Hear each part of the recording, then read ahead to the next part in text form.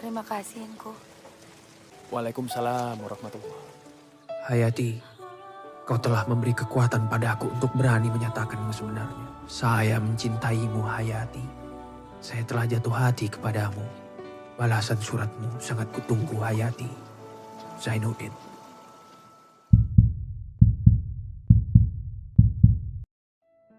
Halo semuanya, kembali lagi di channel Tori Tontonan Ringan. Kali ini saya mau mencoba mengulas sebuah film yang diadaptasi dari novel karya Buya Hamka.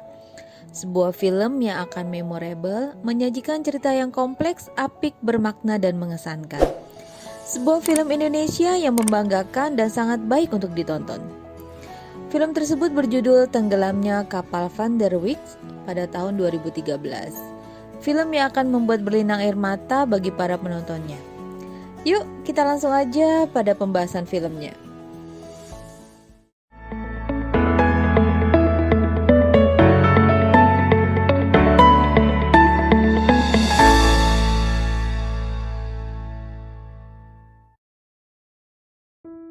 Skin awal film ini dimulai dari Makassar, yaitu seorang anak muda bernama Zainuddin pamit kepada Mabase di Makassar untuk pergi ke Batipuh Padang pada tahun 1930. Maksud kedatangan Zainuddin ke Padang adalah untuk mengunjungi tanah kelahiran mendiang ayahnya yang sudah wafat bernama Sultan Muntari, salah satu tokoh yang dihormati di wilayah tersebut. Selain itu, Zainuddin ingin melihat keelokan serta keindahan tanah Padang, Minang. Di samping ingin menimba ilmu agama di sana sebagai tujuan utamanya. Namun, percik konflik mulai terlihat kala Zainuddin menyadari bahwa identitas etnisnya yang tidak jelas membuat khawatir akan keberadaan dirinya dan meminta perlindungan di rumah saudara di Batipuh.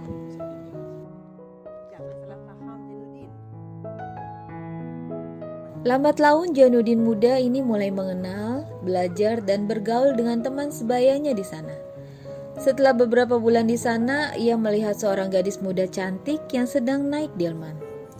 Setelah ditelusuri, diketahuilah bahwa nama gadis tersebut adalah Hayati. Singkat cerita, mereka berkenalan dengan cara yang cukup romantis.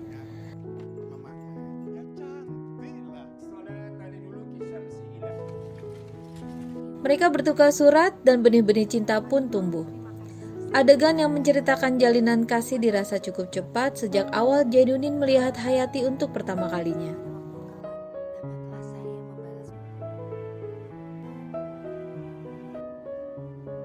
Namun ketika cinta sudah saling bertaut, konflik pun muncul. Soal identitas etnis yang tidak jelas, Zainuddin menjadi omongan warga. Bahkan setelah 1 atau 2 bulan ia dijauhi oleh teman-teman sebayanya. Tidak dianggap karena secara adat Zainuddin adalah orang luar. Zainuddin adalah keturunan sang ayah dari Minang dan ibu dari Bugis Makassar. Karena itulah Zainuddin pun diusir oleh kepala adat dan pada saat itulah Zainuddin pindah dari Batipuh ke Padang Panjang. Sebelumnya Hayati yang mendengar kabar tersebut langsung meminta bertemu di danau, tempat di mana Zainuddin suka menulis surat untuk Hayati.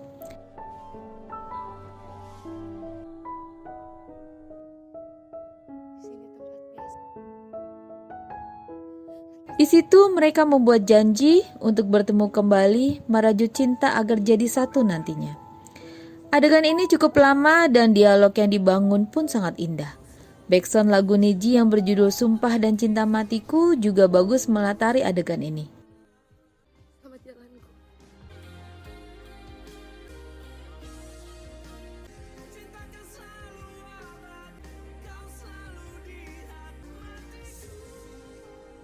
Setelah pergi ke Padang Panjang, ia tinggal di rumah seorang guru agama.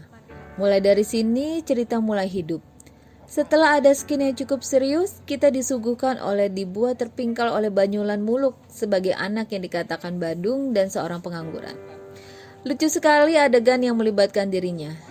Dirinya lah yang mengantarkan dan memperkenalkan Zainuddin menyusuri kota Padang Panjang.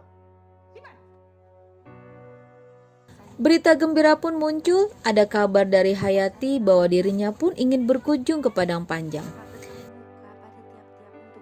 Hingga akhirnya kabar gembira tersebut berputar 360 derajat bagi Zainuddin dan Hayati. Skin mulai difokuskan kepada pertemuan Hayati dan Ajis. Ajis adalah seorang pekerja sukses yang bekerja di kota Padang. Ia sering berhura-hura dengan teman Belandanya. Gayanya bisa dibilang cukup necis untuk seorang dari kalangan atas. Pada saat pertama kali bertemu Hayati, Ajis langsung menaruh hati padanya. Di sini konflik mulai menjadi petaka khususnya bagi Hayati. Rencana Hati ingin mengunjungi Jainuddin untuk bertemu dan melihat pacuan kuda yang bergengsi bersama, justru malah ia diajak oleh Ajis dan kolega-koleganya nonton bersama. Terlihat sekali perbedaan pakaian digunakan. Jainuddin yang dengan modal pas-pasan karena ia miskin pada saat itu hanya bergaya seadanya, yang justru terlihat alim sekali menurut saya. Berbeda dengan Ajis yang datang menggunakan mobil dan pakaian bagus. Begitu pula Hayati yang telah didandani menjadi sedikit modern. Pada akhirnya mereka hanya bertatap muka. Skin di sini cukup membuat sedih penonton.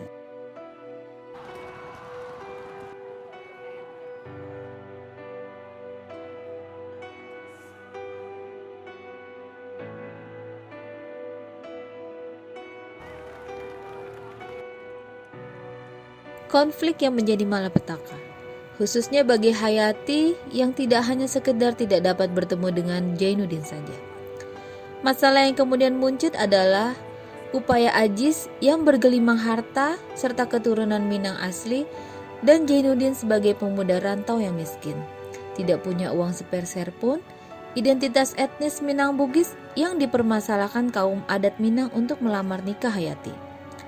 Alhasil, dilakukanlah musyawarah para pemuka adat yang dipimpin datuk dan para nini mama lainnya. Skin ini memperlihatkan kuatnya adat mempengaruhi proses sendi kehidupan sosial individu di Minang. Tentu saja sudah bisa ditebak, Ajislah yang menang. Apakah yang telah menyebabkan saya nafsu? Mulambang kesucian dan kemurnian telah kau terima suaraku yang tidak bisa saya pungkiri bahwa perkawinanmu agaknya tidak bermakau begitu. Pernikahan tersebut menghancurkan kondisi psikologis Hayati yang tidak ada bisa berbuat apa-apa, harus tunduk pada adat.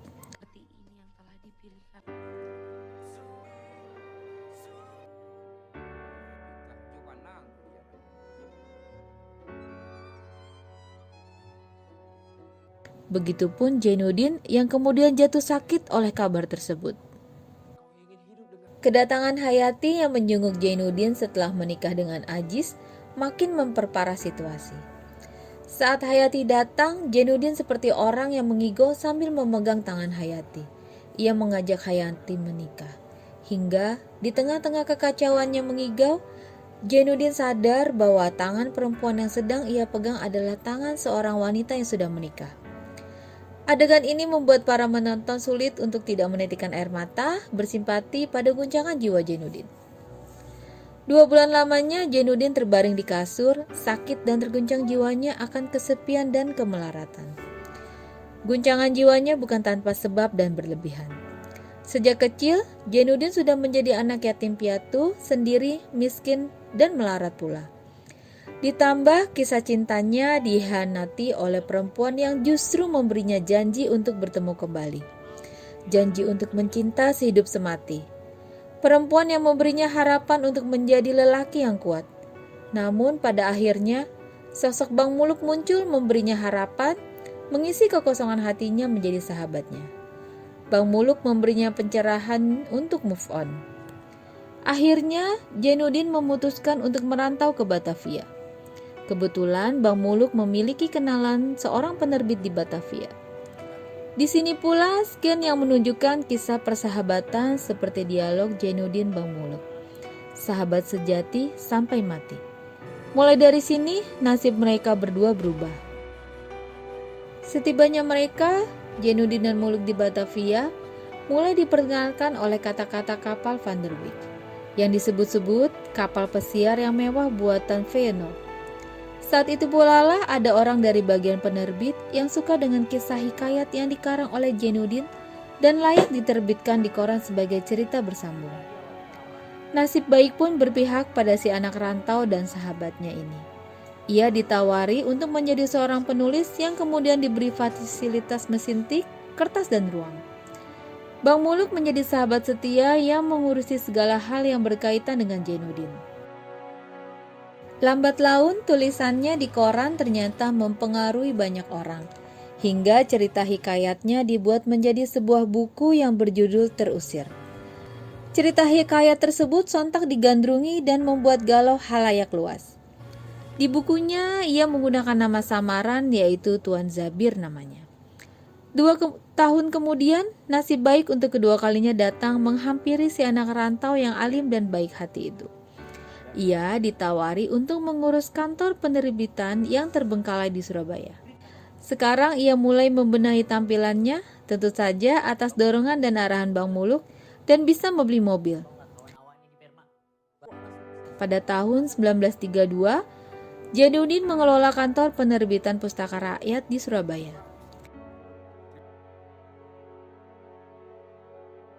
Di Surabaya, Jainuddin membeli rumah yang mungkin lebih tepat dikatakan sebagai istana karena memang berbentuk seperti istana.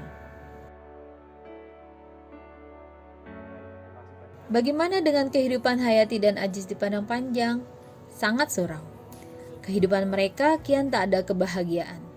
Hayati yang mula menjalani hidup mewah meski kesepian karena ditinggal ngantor oleh Ajis ke Padang. Padahal yang dilakukan oleh Ajis hanyalah main perempuan dan berjudi tanpa sepengetahuan Hayati. Setiap kali pulang ke rumah dan Hayati tidak standby menyambut kedatangannya, Ajis jadi sering bertindak dan berbicara kasar dengan Hayati.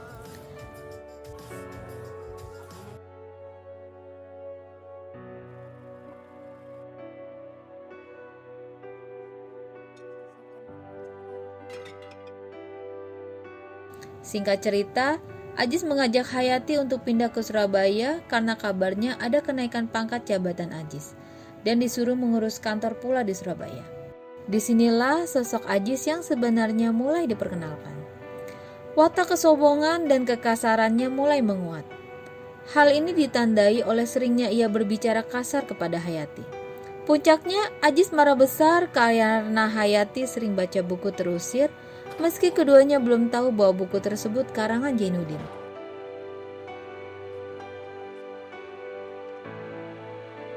Ada undangan menonton pertunjukan opera Terusir. Pada momen ini, setelah sekian lama tak bertemu, mereka bertiga, Ajis, Hayati, dan Jainuddin, akhirnya bertemu kembali dengan nasib yang berbeda.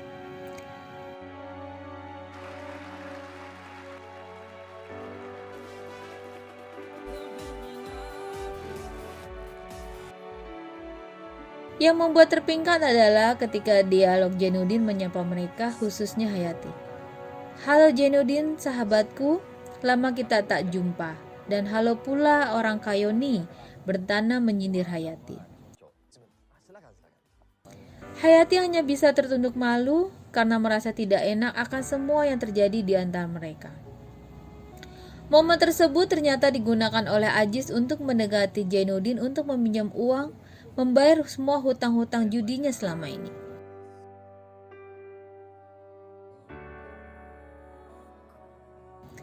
Hal ini kemudian menguak satu hal, bahwa kondisi keuangan rumah tangga Ajis dan Hayati sedang kacau balau.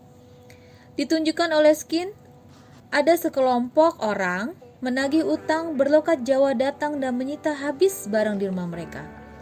Ternyata uang yang dipinjam oleh Jainuddin hanya dibayar sepertiga saja, kolaps seketika. Pada akhirnya Ajis mengajak Hayati untuk tinggal di rumah istananya Jainuddin.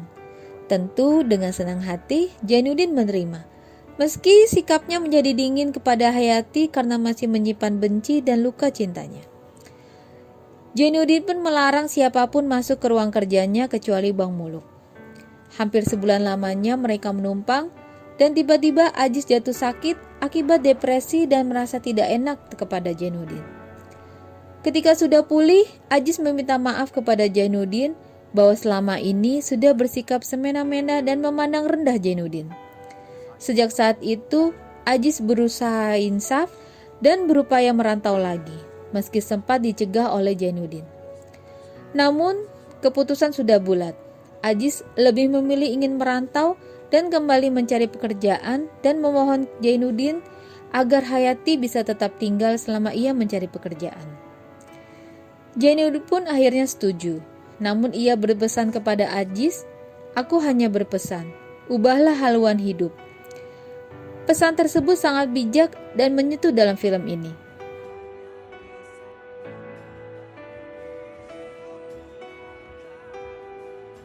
Hari-hari berlalu setelah Aziz pergi mencari pekerjaan. Hayati merasa makin tidak enak dengan Jainuddin karena sejak kedatangannya saat itu Jainuddin tetap bersikap dingin dan seperti menjauhi Hayati. Curhatan itu ia utarakan kepada Bang Muluk. Hayati pun mempertanyakan kenapa ia tak boleh masuk ke ruang kerja Jainuddin.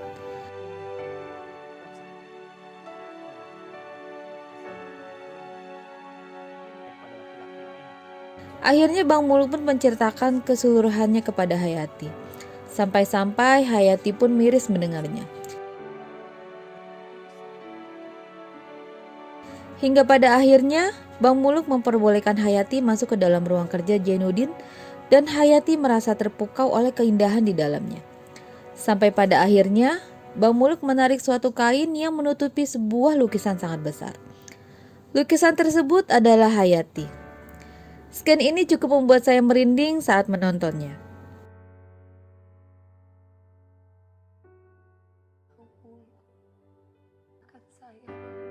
Selamanya Indah akan pernah lupa.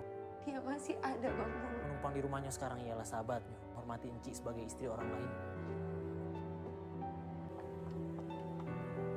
Keesokan harinya, surat dari Aziz pun datang. Bukannya kabar baik yang dikirim dengan surat dari Aziz setelah lama mencari pekerjaan, ternyata justru kabar buruk yang datang. Surat yang dikirim berisi talak perceraian Aziz kepada Hayati. Aziz meminta agar Jainuddin kembali mencintai dan menerima Hayati. Kabar paling buruknya adalah kabar kematian dari Aziz.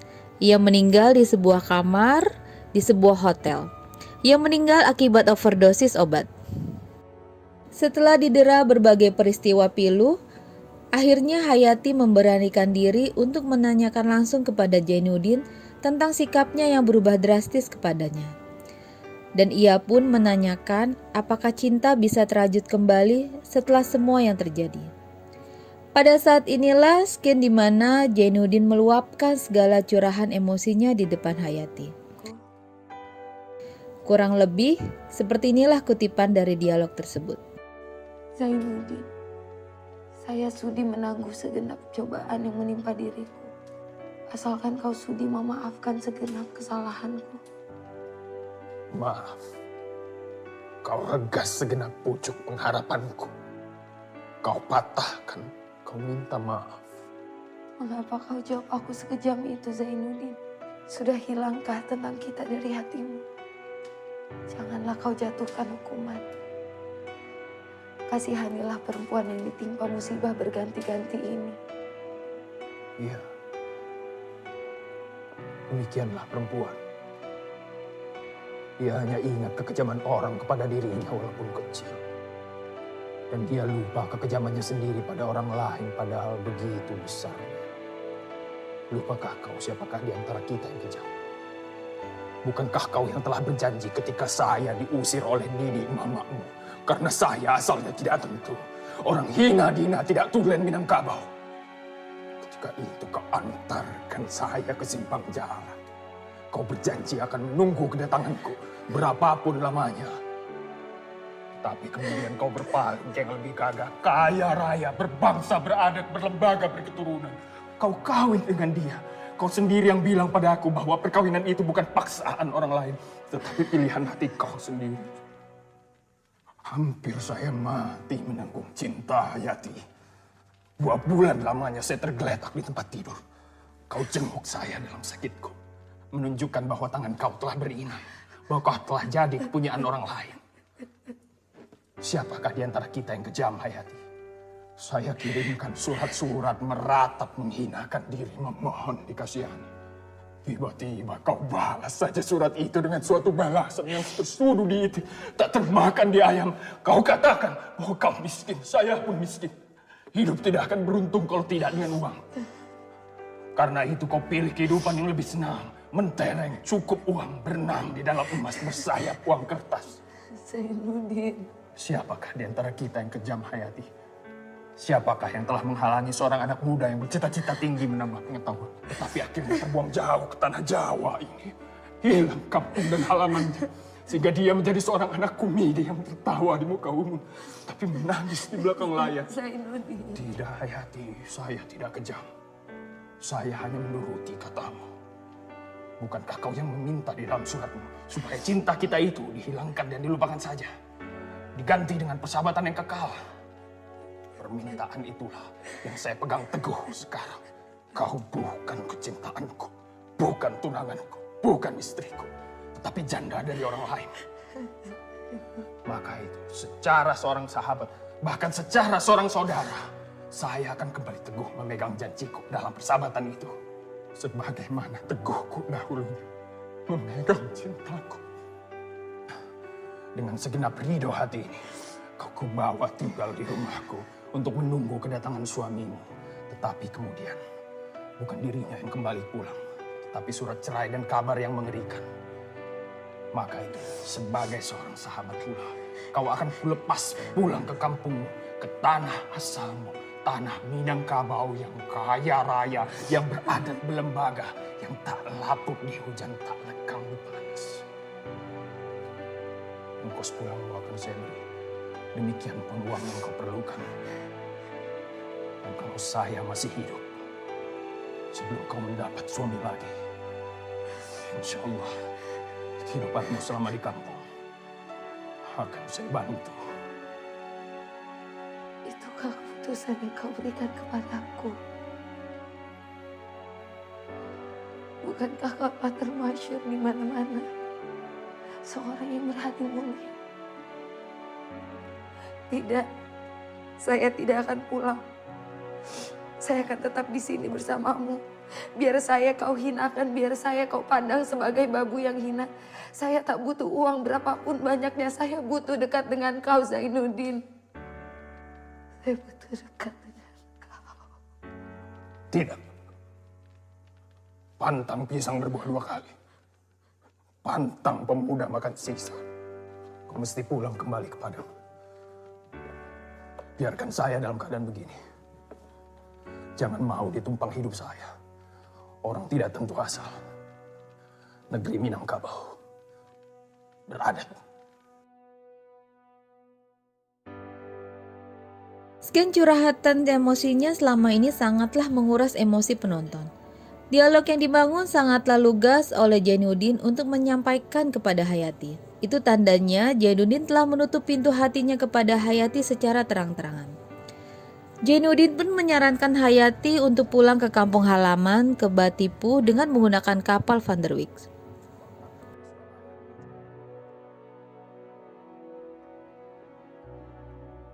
Lantas keesokan harinya dengan diantarkan oleh Bang Muluk ke pelabuhan, tibalah mereka di samping kapal yang megah itu, kapal Van der Wijk. Namun, entah kenapa Hayati memiliki firasat buruk. Serasa kaki tak mau menaiki kapal yang karamnya seperti akan tenggelam. Serasa kaki ini diam, lebih nyaman menapak di pijak bumi. Namun, pada akhirnya tak ada pilihan lain. Naiklah ia ke kapal.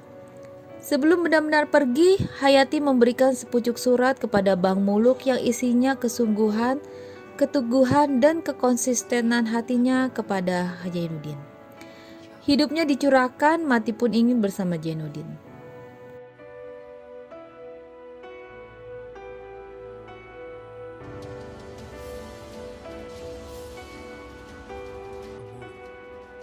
Terus terang, cinta, saya sudah tahu.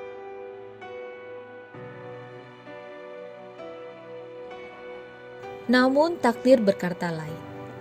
Firasat buruk Hayati terjadi. Kapal mengalami kendala di tengah-tengah perjalanan. Kapal pun karam. Korban berjatuhan ke laut. Begitupun Hayati. Harapannya, impiannya, serta cita-citanya, cinta, kenangannya tenggelam bersama kapal Van der Wijk.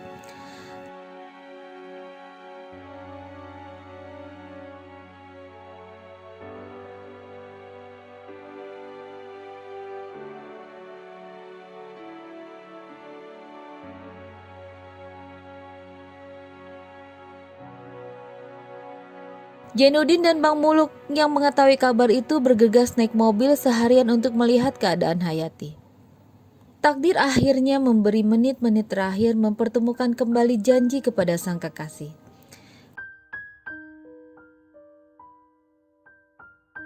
Ia selamat namun sekarat. Dokter tidak bisa menolong banyak kepada Hayati karena peralatan yang tidak memadai. Adegan skin terakhir ini akan membuat klimaks film ini menjadi kembali sangat menguras emosi. Di ambang kematiannya, Hayati lega, senang bisa bertemu untuk terakhir kalinya dengan Jainuddin. Orang yang sangat ia cintai. Hidup dan matinya pun ingin terus bersamanya. Hayati meminta dibacakan 2 kalimat syahadat oleh Jainuddin. Sambil menangis, Jainuddin menuruti permintaan Hayati. Dituntunnya berkali-kali Hayati untuk membaca 2 kalimat syahadat. Hingga pada akhirnya, Hayati menutup mata untuk selamanya.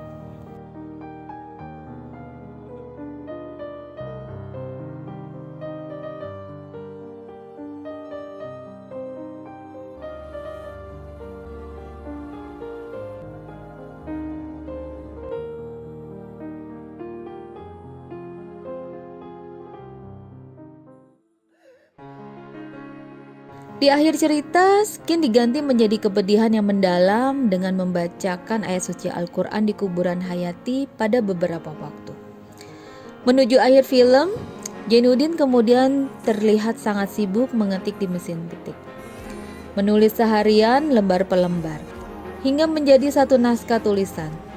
Selain itu, kabar baiknya, Bang Muluk yang tadinya bermental preman pasar, sekarang sudah menjadi lelaki sejati yang melamar seorang wanita bernama Ida. Dan kembali menyatakan bahwa mereka adalah sahabat sejati sampai mati. Skin yang mengakhiri film ini adalah ketika dialog Bang Muluk menyuruh Jainuddin menyudahi kesedihan dan menerima kenyataan bahwa Hayati sudah meninggal. Namun, ternyata kata-kata Jainuddin membuat Bang Muluk tercengang. Tidak, Hayati tidak mati, ia tetap hidup. Hidup dalam buku ini, buku Bagruku. Tenggelamnya kapal Van der Wijk. Rumah istana di Surabaya itu dijadikan panti yatim piatu bernama Panti Yatim Piatu Hayati. Film pun berakhir. Ya, mungkin segitu saja review film dari saya. Semoga kalian suka dan terhibur. Jika belum nonton, silakan kita tonton filmnya karena film ini sangat menarik dan mengesankan serta menggugah emosi kita. Jangan lupa untuk share, like, comment, and subscribe. Thank you for watching. See you to next video. Bye.